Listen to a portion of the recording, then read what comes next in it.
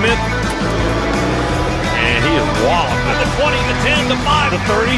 Rosalie Jackson but caught at the 30. Julio Humphrey. Deliver body blow after body blow after body blow. The team just wants to absolutely beat you up. There are threats all over the field for these Georgia Bulldogs. You're listening to Between the Hedges with your host, Russ. Good morning, all you Between the Hedges fans. Happy Friday. Do we have a great show in store for you all today? Today we're going to talk about Quarter-BECK needs to be ready and the Bulldog spread. All this and more on Between the Hedges podcast. Don't go anywhere. Between the Hedges is brought to you by Dogs and More isn't your normal hot dog stand. Dogs and More serves gourmet hot dogs, hamburgers, and grilled cheese. Also, their floats are no joke either. They are located in Ringen, Georgia. Go to our website and under sponsors click Dogs and More. Believe me, their dogs are off the leash. It's gonna be a good day. In motion. Beck, look out from behind. Got the pass away and he threw a strike. Glad McConkey. McConkey, touchdown, Georgia. 41 yards. Welcome, all you wonderful listeners. We finally made it to Friday. Thank you to all you loyal listeners and to any new listeners that we may have. I want to say hello and thank you for listening to Between the Hedges podcast. While you're here, go ahead and click that follow button so you can be kept up to date on all our episodes. Please be sure to click the follow button as well so that you can be kept up to date on the latest episodes of Between the Hedges. While you're there, go ahead and make sure your notification is turned on. If you would like to reach us, there are a few options available for you. One option is to click the See More on the podcast description, and you will see our email address listed there. It is bthfpodcast@gmail.com. Also, we have a website link in there, too. If you click on that and scroll down to the bottom, then you will see a Send Message button. Click on that, and then you can send us a message of your thoughts on the podcast and maybe topics you would like to hear.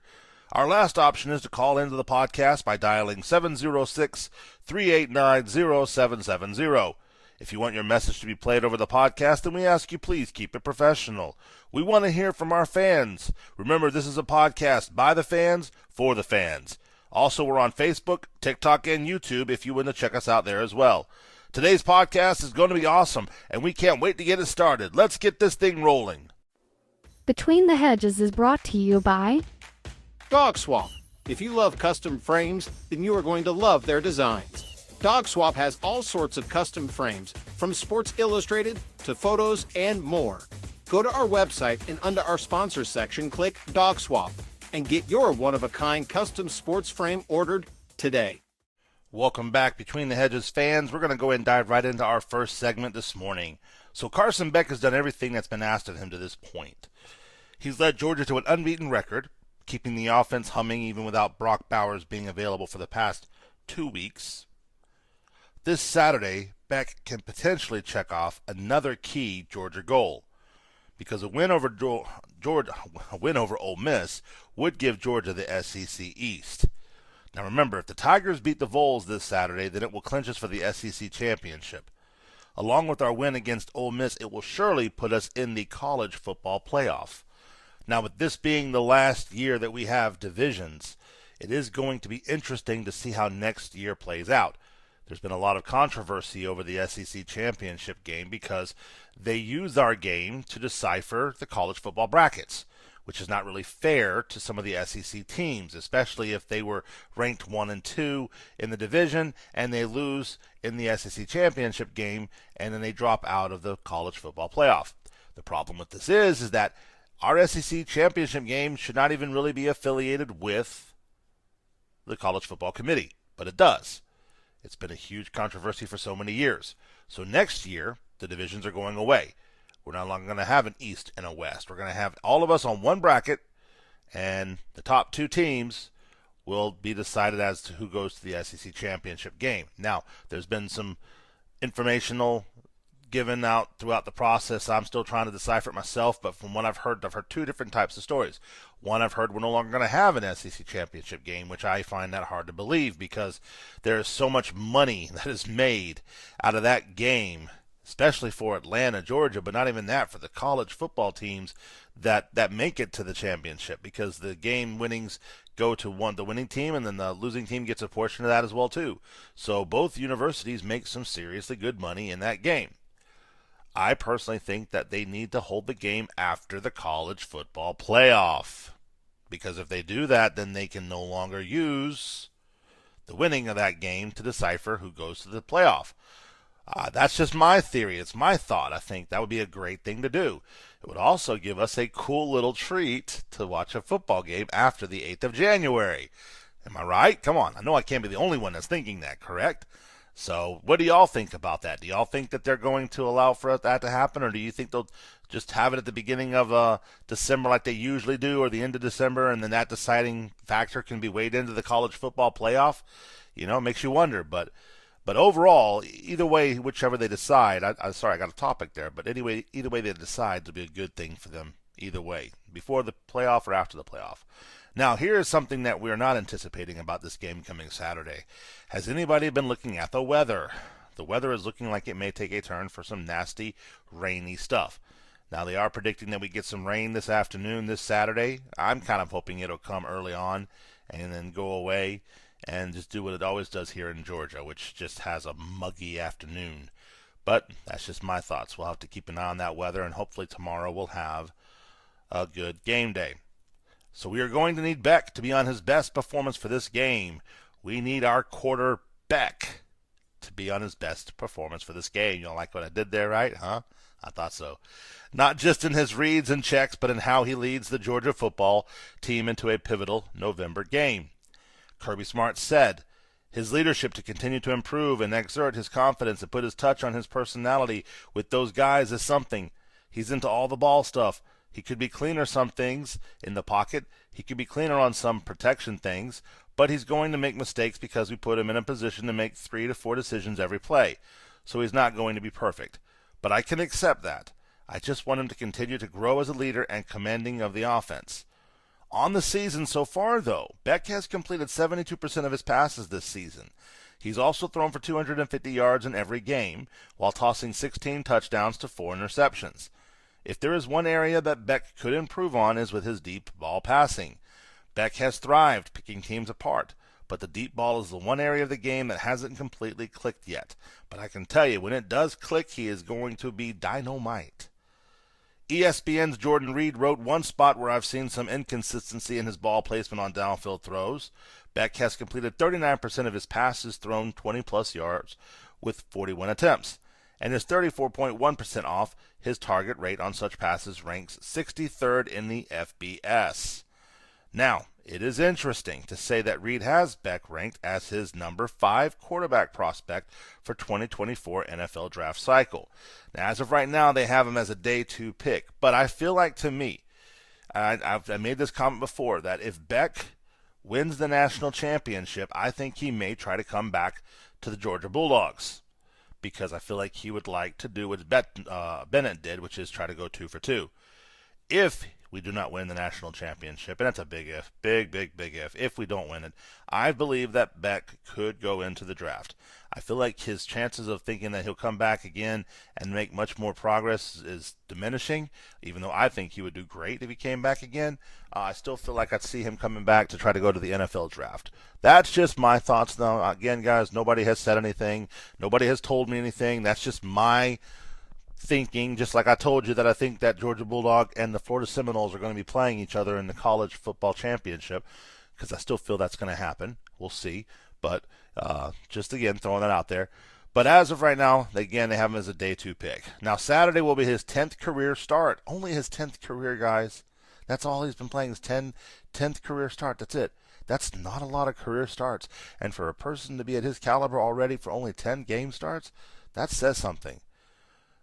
A win and a strong win showing could only improve his standings with the NFL decision makers. Now, Beck could be getting some key pieces back this week, too, now. Amarius Mims continues to get closer to seeing the field, while there has been some optimism that Bowers could possibly play this week, guys. I told y'all this the other day. I said, what if he was keeping Brock Bowers as an ace in the hole? Now, I was thinking the Tennessee game. They're thinking it might be this weekend. Can you imagine? going out there in the morning and going out there that night to the game, you sitting in your stadium, you wouldn't probably be able to see it if you were halfway up. You'd probably be down at the bottom of first, second, and third row, maybe the seventh or eighth row. If you have binoculars, you might. And you're watching the players play, and you look down and you see Brock Bowers wearing his pads. I'm telling y'all, I think Brock Bowers might be in his pads. Just saying. Yeah, trying to take a sip of coffee on that one. I had to think about that for a minute. Brock Bowers might be in pads. I would be shocked if he wasn't in pads. I'll say it like that. And I might regret saying that. If I come back on Monday, I'll be apologizing. But I can see Brock Bowers in pads. I can. But we'll have to see. Now, mind you, it would be a limited role at best. But Bowers is someone still capable of helping Beck and Georgia's offense. Maybe one or two plays here or there, some small stuff. Just maybe even being a man in to throw people off. With Brock on the sidelines, even if he doesn't play, he's a very good coach to the players. He offers some great team advice, some great motivational, pivotal moment messages and speeches. He was very impactful against the Missouri game, being on the sidelines. Regardless of whether the star tight end plays or not, the Bulldogs will need a strong game from Beck.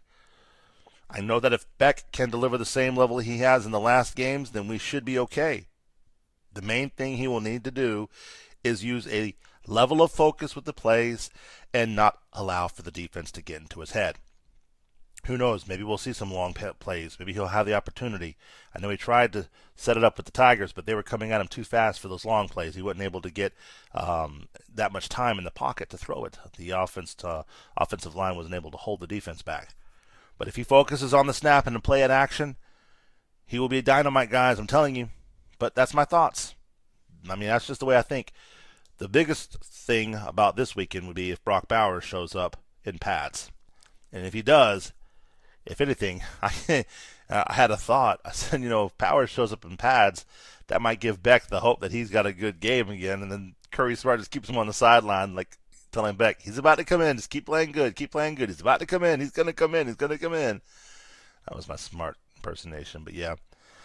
I don't know, guys. I still feel like, to me, that if he plays Bowers this weekend, he's taking a chance at ruining it for him in the future. Because if he pulls him in too early and he ain't quite ready yet, we lose our opportunities against Tennessee. We lose our opportunities against the SEC championship game.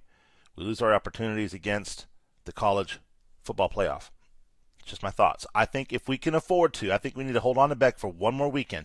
If we can. Now, I mean, obviously, if Beck's able to, and we're down and out, and we need a good play, I could see him throwing Beck in. Maybe a couple flea flickers, a couple special plays, a couple tosses, maybe a couple runs. Nothing really hard, nothing strenuous. Anything to run the risk of him getting injured again. Because ultimately, you got to think about this young man's career. That's what's important. But that's just my opinion. What's your thoughts? You guys can go to our website. You can send us a message there. You can also call us at 706-389-0770.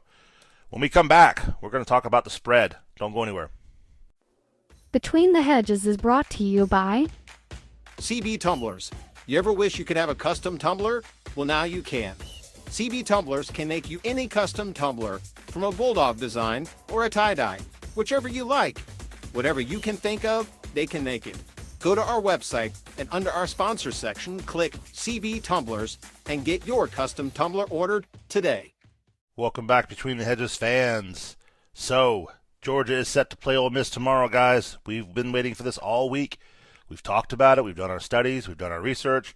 We've done our theories. We've done our conference talks with the coaches and stuff. Now it's time that we look and let's see what the spread is. Now, if you've not had a chance to check it out yet, here we go. You're sitting down. You ready? Take your cup of coffee, sip first. All right, here we go. The Bulldogs are predicted to win against Ole Miss by 10.5 points. Yikes. That was not the kind of spread I was hoping for. I honestly was thinking 14.5, maybe even 12.5, but they're saying a 10.5. So that means that we're looking at a field goal and a touchdown, and possibly maybe a safety or two. So we're looking at one touchdown and a field goal, guys, to put us ahead. That's it. This is going to probably be a very close game. I kind of knew that Ole Miss was a tough team. We talked about their offense. We talked about how explosive it was. So now we have an idea exactly about how many points they're going to possibly have against us.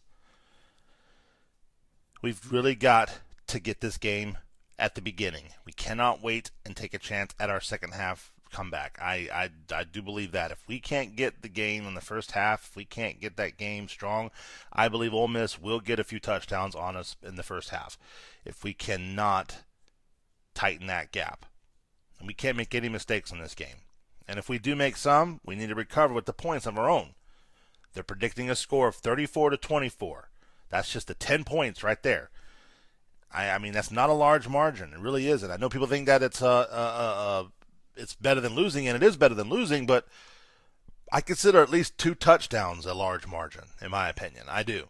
Because even if you think about it, even if they do get 2 touchdowns, and then we come down to where it's just a field goal to win the game, not saying our kicker can't do it, but I would feel a whole lot safer knowing if we had a touchdown gap versus a field goal gap. I don't know about y'all. I don't like field goal gaps. Field goals are a gamble because a field goal can be missed just by as simple as freezing the kicker. We've seen it happen many times. The Gators have done it against us. LSU's done it before. You know, we've seen teams utilize that timeout freeze on a kicker in situations that happen to be a deciding factor. I don't want a field goal difference. I believe, too, if we can't get at least a 2 touchdown lead against these guys, I have a feeling that they're going to use this weekend to knock us down the ranks a little bit more. Even though we are undefeated, we need at least 2 touchdown leads. I would be happy with a 2 touchdown lead. I would be happy with a 41 or 42 to 24 point spread. I would be happy with a 42-24 score. That one I'd be happy with. But a 34-24, that's a little close for me. I know the 1 touchdown lead is different, but I mean that's just a matter of a Hail Mary and a pass, and bam, they got a point, and now we're tied, going in overtime. And I don't want an overtime this weekend. I don't know about y'all, I don't want one. This is the first time that we'll be facing off against a conference team with this close of a win. We've had marginal wins of our last FCC teams that we played this season. This is the closest gap. Keep that in mind, guys. The closest gap, and we're playing an explosive offense, an explosive defense. Kiffin is a very good coach. Smart said it. Saban said it. You've heard everybody say it. Kiffin is not one to take lightly. Even Smart said this was going to be a hell of a challenge this weekend. He said it. This is going to be the time where we need to buckle up and we need to tighten our gaps. Our line of scrimmage needs to be tight. We can't let nobody through. Our defense needs to be the defensive pass. We need to have that defense we had last season that let nobody through. The defense that would sack like crazy. Dart is going to be our key focus on defense. He's got the feet and he's got the throw. We need to watch the safeties. We need to watch our open pockets. We need to make sure that there's nobody downfield. And on top of it, we got to watch Dart. We got a challenge ahead of ourselves this weekend. We do. We saw Missouri. We saw Cook. Cook had some feet too. Cook was running too. He had the potential. We were very lucky last weekend. That was a good game last weekend. This weekend is going to be even a better game. It's going to be a fight to fight. We're going to be fighting for this game this weekend. So, we cannot allow for Ole Miss to get in our heads. We have to focus. We cannot allow those types of tactics to matter. We got to watch our flags, watch our penalties. Remember, we were the fewest penalty team of the season. And in one game, that changed. Now, you might be sitting there saying, well, that wasn't our fault, that was the ref's fault. And I'll agree with you. I don't think that a lot of those calls were on us. Some of those calls were bad calls. But they were still calls, and we can't do nothing about that. We got to keep focusing and keep moving forward and keep looking ahead and looking at the next game. Like Kirby Smart says, what's the next game? What's the next game? We need to dominate them. We have to have our game faces on. We need the fans to show up this Saturday at Sanford Stadium. So if you're planning on going to the game this weekend and you're listening to this podcast, please listen to me. If you're financially able to afford tickets, if you're financially able to go, take a blowhorn And I want you to make as much noise as you can on that Ole Miss. We want to see some false snaps, some false starts, some missed snaps. We need to have fans have got to show up this weekend, because I'm telling you, Kirby Smart has said it before. You fans, us fans, we make the difference in the game. Guys, football is the only sport where the fans still have an impact in the game. We're not talking baseball heckling here, when you maybe have a chance of having the pitcher get in his head and he throws some bad strikes. That's one or two hecklers. We're talking about the whole stadium has to get behind the football team. It's called college spirit. I mean, shoot, even the old college football games on the PS stations, they would have that college spirit, because you would sit there playing an away team, and if they were loud, you had a hard time finding the ball snap to throw where the ball was going to go. If they're going to put that in the game to give you the simulation of what the players go through in real life, that right there should tell you that the atmosphere makes a difference. Coaches plan on the atmosphere. Kirby Smart's planning on the fans of the Georgia Bulldogs to show up. So, just from one Bulldog fan to another, let's show up this weekend and let's show out. Let's show our Georgia Bulldogs support the national championships too. Winning national championships. The undefeated, undisputed Georgia Bulldogs, 26-0, 10-0. Let's make it 11-0 and 27-0 after this weekend, guys. Come on. I believe in the Georgia Bulldog spirit. I believe in our fans. We have some Bulldog fans. I believe in you all. I do. I believe in each and every one of you that listen to this podcast, that you are the heart and soul of this team. The college football players stand behind you, the coaches stand behind you, and I stand behind you. We got this, guys. I still believe we are a good team. I still believe we have a chance at beating Ole Miss this weekend. And I hope that when we come back on Monday morning, you won't be seeing me eat humble crow pie and say, I'm sorry, I was wrong, we lost. But I feel very confident we've got this win this weekend. It's going to be a close win. Probably one of the closest we've had all season. Actually, probably, thinking back, probably the closest one we've had in 3 seasons. Because remember, we dominated pretty good last year and the year before last. This will be the closest game we've had in a while. This is going to remind us of those nail-biting, ear-pulling, spouse-hitting moments. Just saying. That's why it's so important for our atmosphere at the stadium. We got to have that atmosphere. We got to create it. That's just my thoughts, my opinions. You know how it goes. If you guys think I'm wrong, let me know. Send me some comments. To the comments is what they say. To the comments. I want to know what y'all think, but that's just my thoughts. So far, I feel like I'm pretty spot on about that stuff, but we'll see. So don't forget, you can go to our website. You click send a message. The website link is in the podcast description below. You can also call us at 706-389-0770. We'll be back on Between the Hedges podcast. Don't go away. Between the Hedges is brought to you by Sarah, the wax boss for Scentsy. You have a hair lady, nail lady, and maybe a massage lady. But do you have a wax lady? They are more than just warmers and wax cubes. Their products range from inside the home to inside your car, as well as your pets. Go to our website and under the sponsors section, click Sarah, the wax boss for Scentsy, and get your Scentsy ordered today. Michelle's Custom Design. They make all sorts of custom sports wreaths, Christmas wreaths, and door signs. They can customize your order to your likings. Go to our website and under our sponsors section, click on Michelle's Custom Design to see what they have to offer. It's not too late to get your Georgia Bulldog sports wreath ordered today. Welcome back, everyone. I hope you've enjoyed this episode of Between the Hedges. Be sure to share these episodes with your friends and family. Also, if you haven't had a chance to follow our podcast yet, then go ahead and click that follow button. It's really simple. You just click follow. Also, don't forget to turn on the notifications so you are kept up to date with all the latest news from Between the Hedges. If you want to reach out to us, you can do so by going to the website. The link is in the podcast description below. When you click on it, you can go down to the bottom of the website and send us a message.